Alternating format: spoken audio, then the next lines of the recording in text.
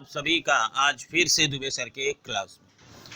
आज हम सब 2019 के वेस्ट बंगाल बोर्ड में पूछे गए क्लास 11 में जो प्रश्न पूछे गए थे 2019 में, उसका उत्तर मैं आप लोगों को बताने वाला हूं। तो 2020 के प्रश्न उत्तरों को मैं बता चुका हूं और आप लोग देखे ही होंगे, ज़रूर आपको उससे लाभ मिला होगा। तो चलिए 2019 के प्रश्न उत्तरों को हम लोग करते हैं और बढ़ते हैं आगे। पैटर्न में फिर से आपको एक बार बता दूं कि यहाँ खंड क, ख, ग 3 खंड मिलेंगे। प्रथम खंड क से 9 प्रश्न पूछे जाएंगे जो कहानी और निबंध से संबंधित होगा। खंड ख जो कविता से संबंधित होगा, कुल 6 प्रश्न पूछे जाएंगे, एक एक नंबर के 6 प्रश्न कुल मिलेंगे 6। इसके बाद खंड ग में 5 प्रश्न पूछे जाएंगे एक एक नंबर के, और यहाँ आप कुल प्राप्त करेंगे 5 अंक। कुल मिला के 9, 6, 5, 20 अंक आपको मिलेंगे। यह पैटर्न है और इसी के आधार पर आप जो है MCQ को पाएंगे इस वर्ष भी। तो चलिए शुरू करते हैं। पहला प्रश्न है खंड क का, कौन इस बेला में सहारा देगा, कौन ऐसा सोचता है? राम, लेखक, मृतक या सीता? तो इसका उत्तर होगा चौथा, सीता। धन्य है वह सभ्यता, यहाँ किस सभ्यता का उल्लेख किया गया है? जागीरदारी सभ्यता, साम्राज्यवादी सभ्यता, महाजनी सभ्यता या साम्यवादी सभ्यता? तो आप उत्तर देंगे चौथा, साम्यवादी सभ्यता। अगला प्रश्न है दुनिया इतनी बड़ी है कि कोई किसी का हिसाब नहीं रखता। यह पंक्ति किस पाठ से ली गई है? बिगड़ैल बच्चे, मैं नर्क से बोल रहा हूँ, बहता पानी निर्मला या आज़ादी की नींद? तो इसका उत्तर होगा दूसरा, मैं नर्क से बोल रहा हूँ। यकीन मानिए बस वैसा ही कुछ मैं भी कर रही थी। वक्ता कौन है?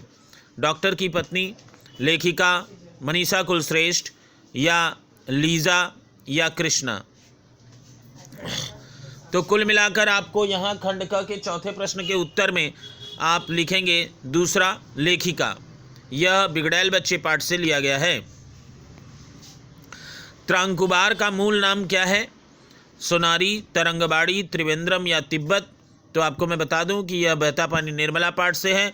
खंड क का 5वां प्रश्न जिसका उत्तर होगा तरंगबाड़ी। अगला प्रश्न है खंड क का 6वां प्रश्न, सवाल ईमानदारी का है। यह कथन किसका है? विशेषज्ञ, मिस कटारा, ईमानदार बातून या कवि? तो मैं बता दूं आज़ादी की नींद जो एकांकी आपके सिलेबस में मौजूद है, उसी से यह प्रश्न पूछा गया है और इसका उत्तर होगा ईमानदार बातून। मैं बता देना चाहता हूं कि अभी बोर्ड ने कुछ सिलेबस रिड्यूस किए हैं। रिड्यूस सिलेबस में जो चैप्टर रिड्यूस हो चुके हैं उन चैप्टर से भी यहाँ प्रश्न पूछे गए हैं। तो आप ध्यान रखिएगा कि 2019-20 इन सभी पेपर में आपको पूरे सिलेबस के प्रश्न मिलेंगे।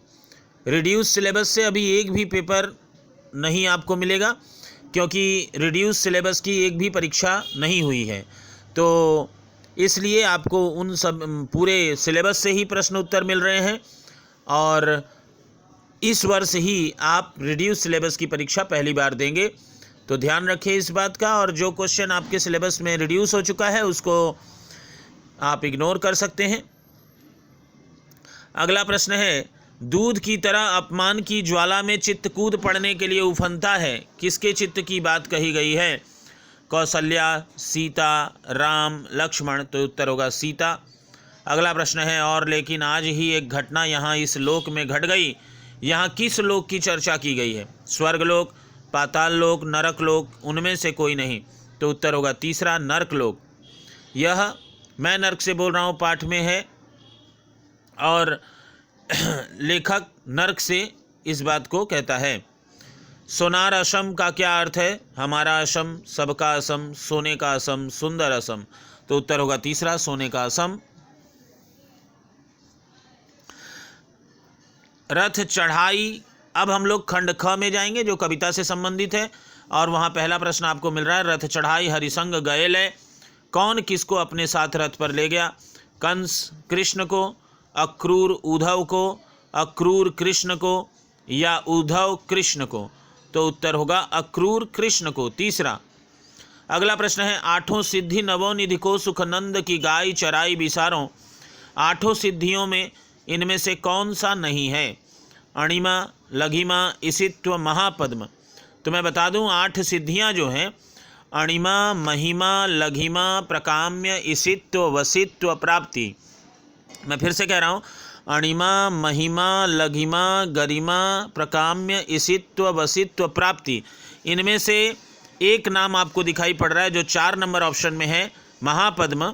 यह सिद्धियों में नहीं आ रहा है और ये नवनिधि का पार्ट है, इसलिए आप इसका उत्तर देंगे चौथा, महापद्म। अगला प्रश्न है, अति सूधो स्नेह को मार्ग है, प्रस्तुत पंक्ति किस भाषा में रचित है? अवधी, मैथिली, ब्रजभाषा या खड़ी बोली? तो उत्तर होगा ब्रजभाषा। अगला प्रश्न है, प्रेयसी का दुर्लभ वह प्यार, यहाँ प्रेयसी कौन है?